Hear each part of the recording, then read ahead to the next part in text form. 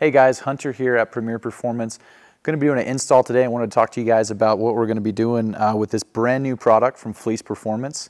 This right here is their fuel primer seal kit. So what it's going to do is eliminate that leak-prone factory primer bulb for these Duramaxes. They've got two different part numbers. One of them is for the 01 to 10 Duramaxes, and then the other one is for the LMLs, like the 11 to 16s, like this truck right here.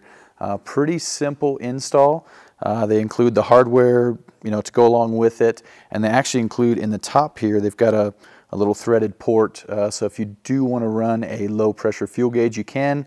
If you're not, then they include a NPT plug. So pretty simple install.